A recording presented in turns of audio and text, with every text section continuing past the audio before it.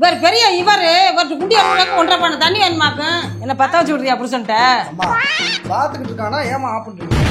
நான் என்ன பண்ணுவேன் 8000மா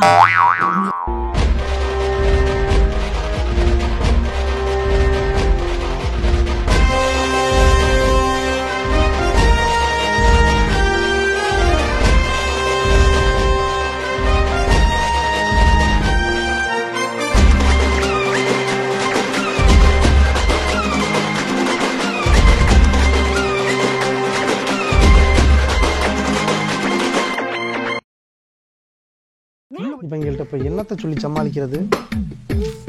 என்னடா கடைக்கு போய் சாமான் வாங்கிட்டு வந்துட்டியா? சாமான் வாங்கல, இந்த வேற வேலையா போயிருந்தேன். கரண்ட் பில் என்னன்னு விசாரிச்சியா? விசாரிச்சிட்டேன். அது கரண்ட் பில் எவ்வளவு வந்திருக்கு? ஒரு ஆவரேஜானா எவ்வளவு? 8000 ரூபா. நான் என்ன பண்ணுவேன் 8000மா?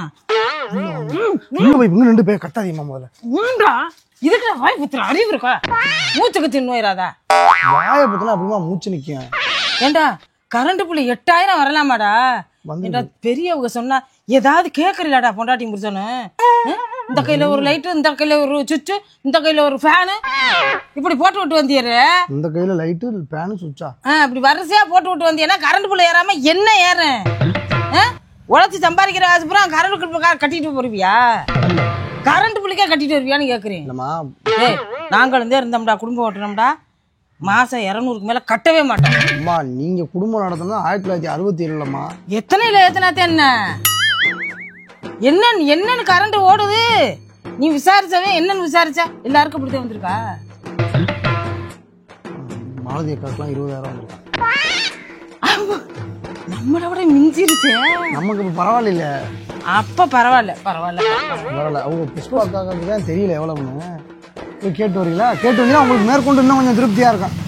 நம்ம கரண்ட் பில் 8000 கூட வந்து உங்களுக்கு பிரச்சனை இல்லை. அவங்களுக்கு பிடிச்சுன்னா நமக்கு ஓகே தான்.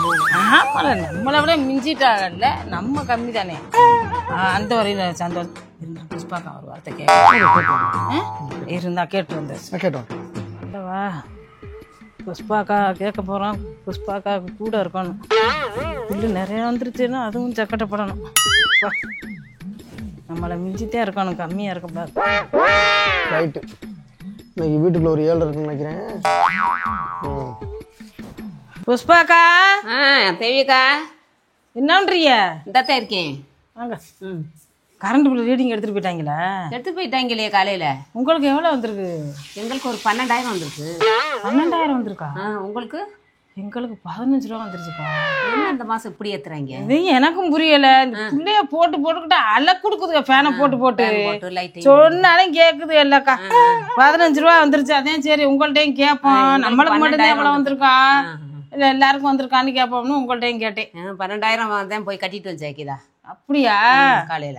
சரி சரிக்கா. சரி வேற ஒண்ணும் இல்ல. வேற ஒண்ணும் இல்ல. அதை கேட்டுட்டு போக முடியாது. சரிக்கா. பரவாயில்ல நமக்கு கம்மிதான். நல்ல வேலை. நமக்குத்தான் கூட நினைச்சேன். அவங்களுக்கு மாலதிக்கு 20000 வந்திருக்கு, இவங்களுக்கு ஒரு 15000 வந்திருக்கு. நல்ல வேலை, பரவாயில்ல. நமக்கு ஒரு 12000 போச்சு. இருந்தாலும் இந்த அக்கா உண்மையா சொல்றாங்களா பொய் சொல்றாங்களான்னு தெரியலையே. தேவியக்கால நம்ப முடியாதே. பரவாயில்ல. புஷ்பாக்காக்கு 12000. அதுக்கு நம்ம எவ்வளவோ தேவலை. பரவாயில்ல 12000. மாலதி வீட்டுக்கெல்லாம் 20000 வந்திருக்கேன். சந்தோஷம். இன்னியாவது நம்ம பிள்ளையெல்லாம் கண்ட்ரோல் பண்ணி வைக்கணும். ஒரே ஆட்டம் ஆடி பார்த்துக்கிட்டே இருக்குல்ல, என்ன பண்ணுறேன்னு. இருந்தாலும் நமக்கு 8000 ஜாஸ்திதான். வழக்கமாக 1000 ரூபா தான் கட்டுறது. இருக்கட்டும், இருக்குன்னு இருக்கிறேன். கரண்ட் பில் ஏறட்டும். பாயில் எஞ்சிருக்கீங்க, என்ன பண்ணுறேன்னு நீ. இதுக்கு மேலே கரண்ட் பில் ஏறட்டும், அதுக்கு மேலே வச்சுக்கிறேன்.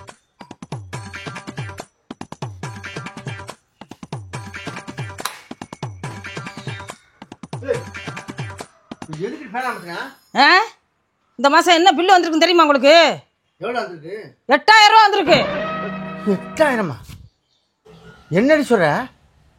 என்னடி சொல்ற? 8000 வந்திருக்குன்னு சொல்றேன். காரியம் விழுகலையா? ஏன் இங்க வாசலானே உட்காந்துருக்கியா? இதுக்கு ஃபேன் தேவையா? நல்லா தானே காத்து விழுகுது. அடி ஃபேனு மூடையில குசு கடிக்குது. உங்களோட அட்டுலியம் தாங்க முடியாம தான் நான் இங்க கடுப்பா ஆறுது. பேசாம 8000 ரூபா வந்திருக்கு இந்த மாசம். நான் போனா போகுது. அந்த புஷ்பாக்காக்கு 12000 மாலதிக்கு 20,000 அதனால ஏதோ ஒரு 20,000 வந்திருக்கா? ஆத்தாடி.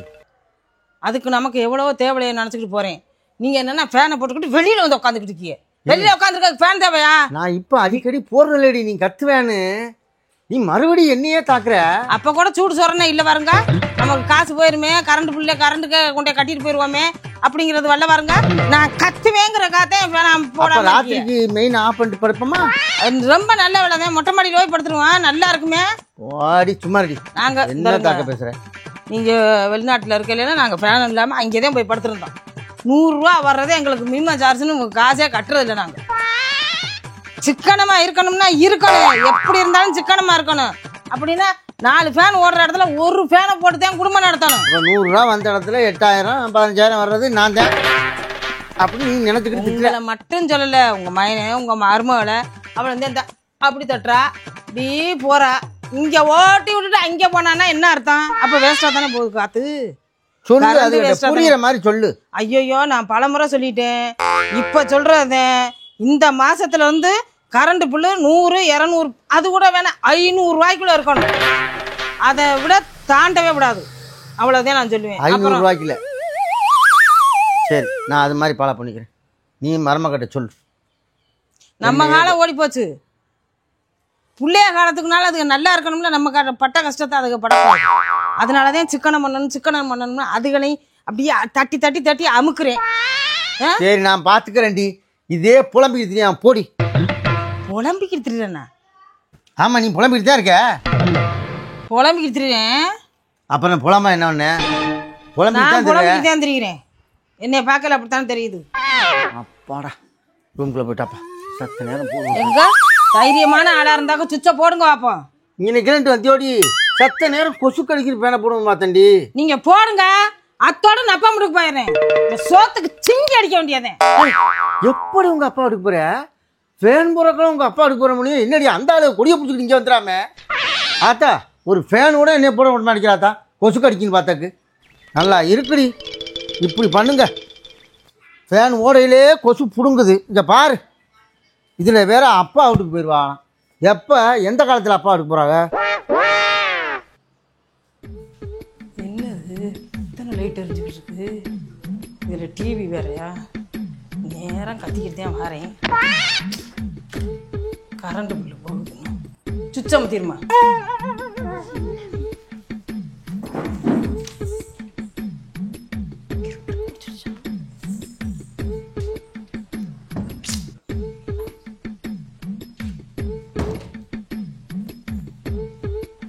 லைட் போடல.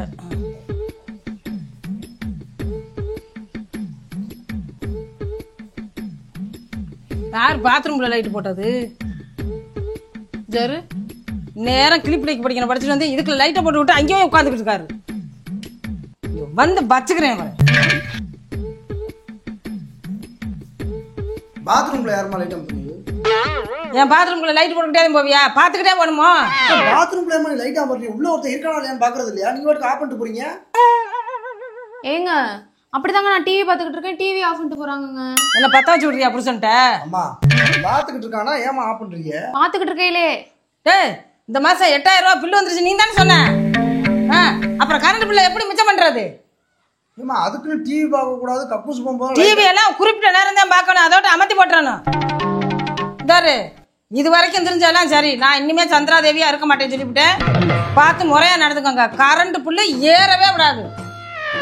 என்ன இப்படிலாம் நான் இப்போ இது எதுக்கு இப்போ இந்த ட்ரிப்பு விட்டுருக்கோம்னா, புஷ்பாக்காவுக்கு 12,000 வந்திருக்கான். அதனால தான் எனக்கு கொஞ்சம் மன தைரியம்.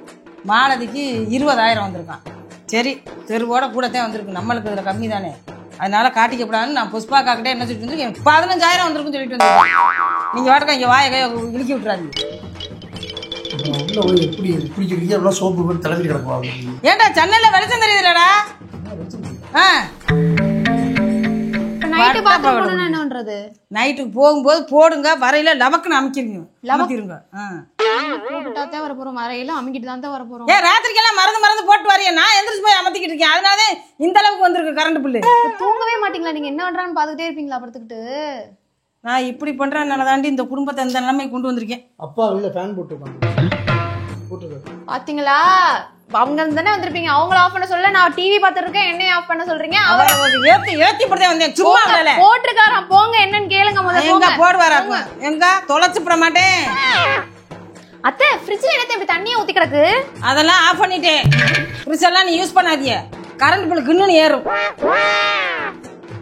ஓ என்னடா இப்படி வேகுது?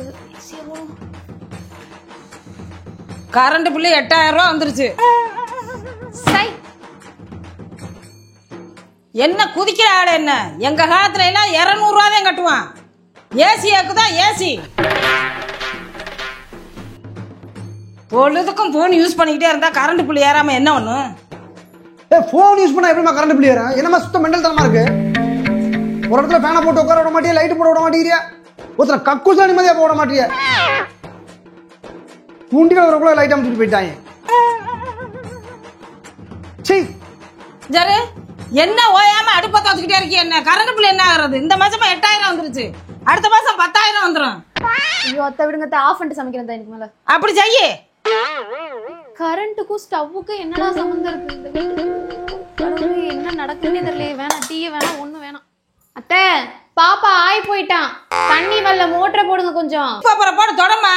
இவர் பெரிய இவர்கிட்ட குண்டி அழுகுறதுக்கு 1.5 பண்ண தண்ணி வேணுமாக்கும். ராத்திரி பொழுத ஓட்டுங்க, காலையில மோட்டர் போட்டுக்கலாம். அவனுக்கு ஓகே, உங்களுக்கு எப்படி நியூஸ் பேப்பர் தானா?